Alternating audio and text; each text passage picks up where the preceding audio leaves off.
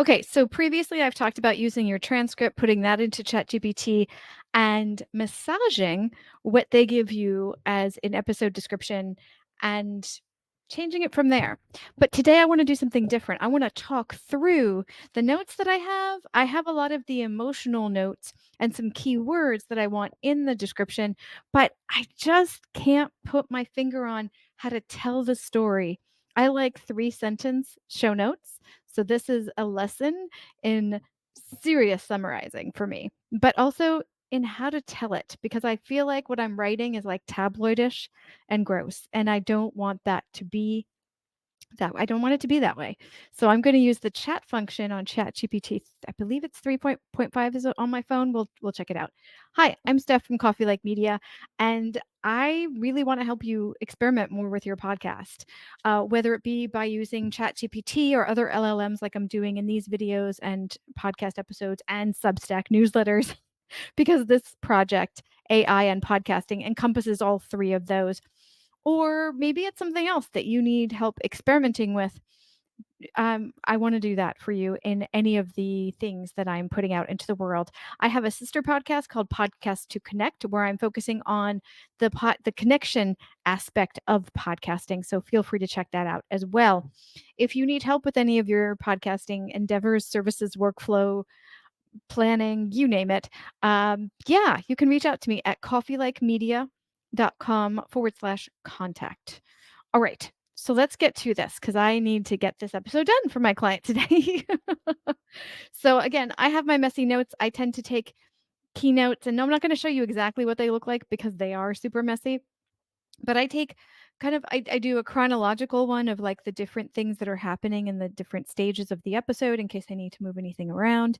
And then I take keywords that I want to include in the show notes. For example, in this one, it's a chronic illness, a women's chronic illness podcast called the Ladies Illness Library, which stems off of Rachel Cates's Inner Workings Substack, which is amazing. And I've written down keywords like burden, visual, wave, grief, joy, side by side, a slow darkening, and hiding disorder, uh, and then uveitis, which is the name of the eye disorder that she's talking about, or they're talking about, that Julia developed in her early 20s, whew, which is something. So I want to be sensitive, but I don't want to be dramatic. And let me show you not show you, but let me tell you what I deleted it. The things I've written so far have been very, very just wrong. Like, for example, here's how I started it. At a time when many, and I'm going to say it in a cheesy way because that's how it comes across. After I wrote it, I read it and said, ew, no.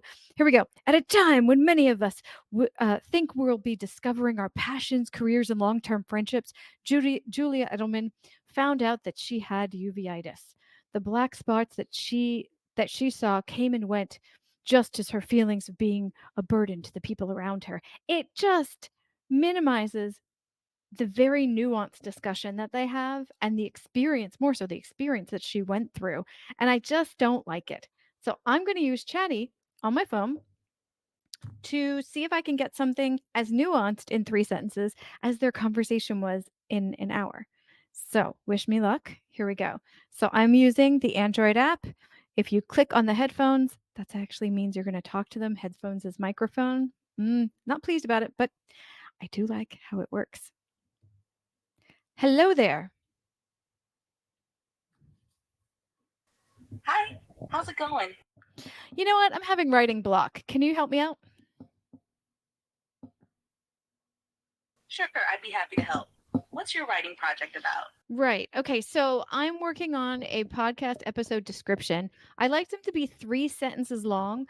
And this one is particularly sensitive, and I want to get the emotional tone right. And I have some key words, but everything I write sounds like a tabloid. So I need help with how to tell the story.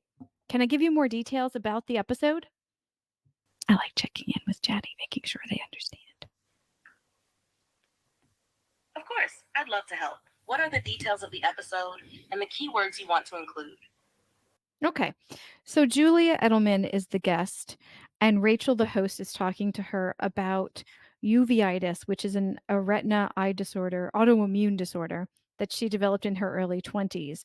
They talk about her experience finding out about it, dealing with the medical side of everything, her family supporting her through many, many surgeries and different procedures and things.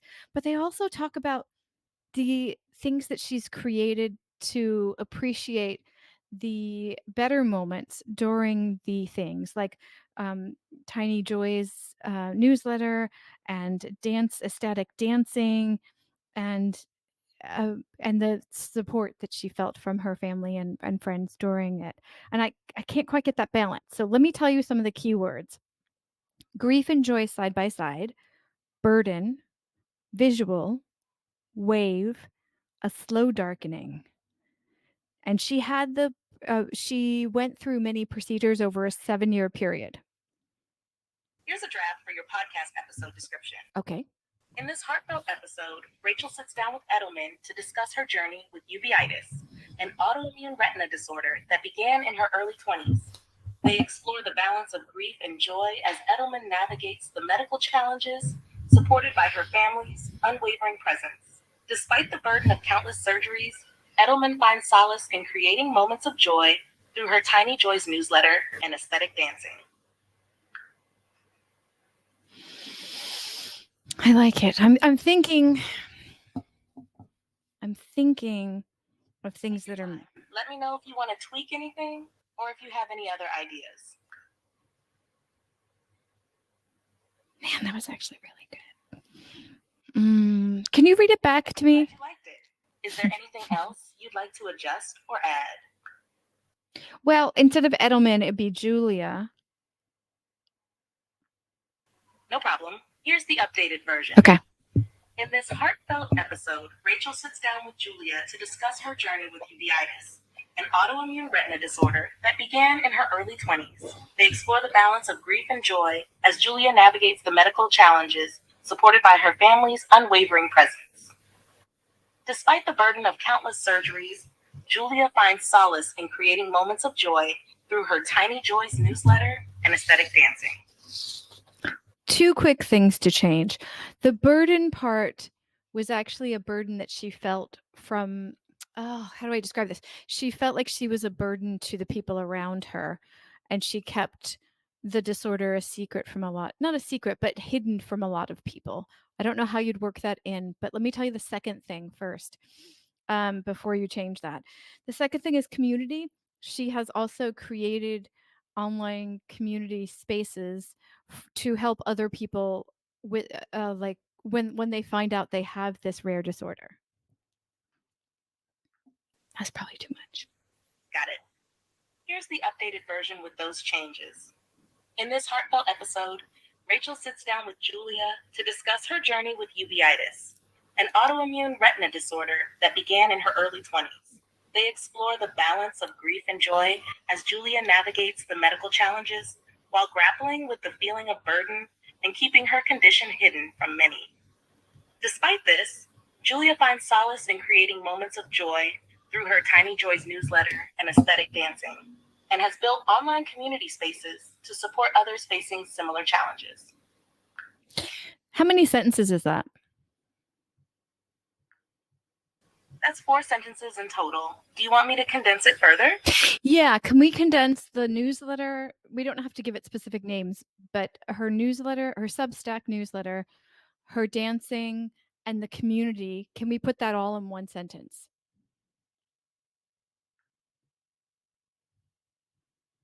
Sure. Here's a condensed version. In this heartfelt episode, Rachel sits down with Julia to discuss her journey with uveitis, an autoimmune retina disorder. They explore the balance of grief and joy as Julia navigates the medical challenges, while grappling with feeling like a burden and keeping her condition hidden. Despite this, Julia finds solace in creative outlets like her newsletter, dancing, and building online community spaces to support others facing similar challenges. I like that, but I'd like a synonym for heartfelt. It feels a little cheesy. What else can we put there? How about empathetic or compassionate? Hmm. What's I like all of those, but what's a synonym for authentic? Because authentic is so overused, but I think something similar to that. You could use genuine or sincere instead of authentic. Would raw emotions? No, that's too much. Oh, genuine. I think genuine. How about real? It's simple, but carries a similar sentiment to authentic. You know, Chatty, that's right. I like that. Let's do that. Great choice. Here's the revised version. In this real episode, Rachel sits down with Julia to discuss her journey with uveitis, an autoimmune retina disorder. They explore the balance of grief and joy as Julia navigates the medical challenges while grappling with feeling like a burden and keeping her condition hidden. Despite this, Julia finds solace in creative outlets like her newsletter, dancing, and building online community spaces to support others facing similar challenges. There's so much I like about that, but there's a couple of small changes. One is let's go back to heartfelt. Real feels very strange right there. And two, how do we incorporate that she's been dealing with this condition for 7 years and many surgeries? Sure thing. Here's the updated version. In this heartfelt episode, Rachel sits down with Julia to discuss her 7 year journey with uveitis, an autoimmune retina disorder. They explore the balance of grief and joy as Julia navigates the medical challenges, enduring numerous surgeries and grappling with feeling like a burden while keeping her condition hidden.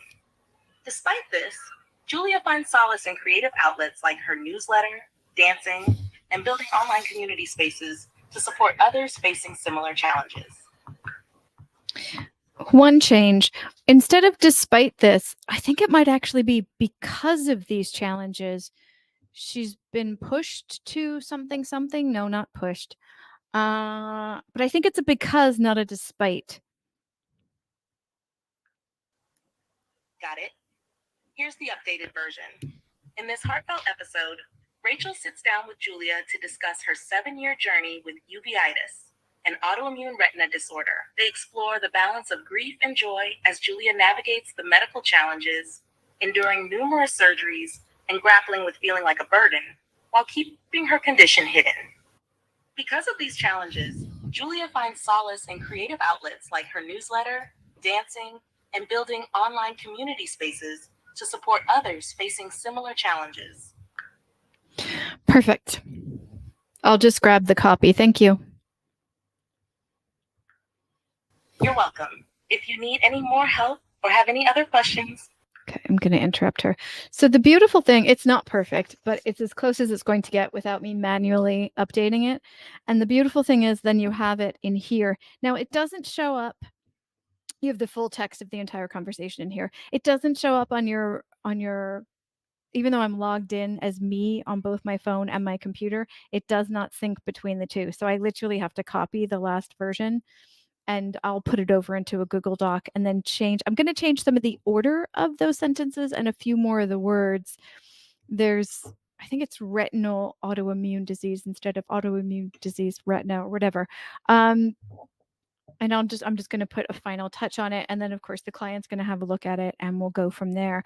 I'm not actually going to show you in a Google Doc when I do those edits because I think that might be a little bit boring, especially for the audio folks.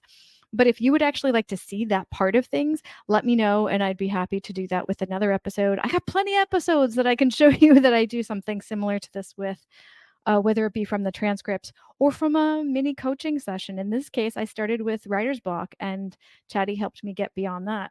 Again, I prefer to use my own information to work within ChatGPT or any LLM, not to actually pull from the collective information. I find it the most useful and the most ethical at this point when we're a little unclear, let's be honest, at where some of the information's coming from. So when you use your own information, you know that you're pulling from where it's being pulled from is what I should say. And I shouldn't say my own, this is from my clients, but same. And yes, I have approval to have this information here.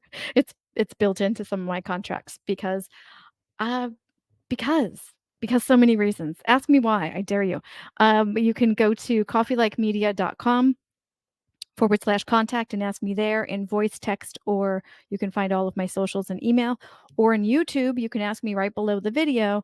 And in podcast form, yeah, it's probably best if you go over to the Substack at aiandpodcasting.substack.com. Did this help? Let me know. Again, this is the second way that you can use something to create your episode description. You can use your transcripts like I did in a previous video, or you can use this kind of writing coaching session to walk you through what you probably already know, but don't know how to tell that story in your show notes. Again, I like short show notes. If you like longer ones, you can give those parameters to Chatty. I didn't give Chatty too much of a persona in this one because they're not actually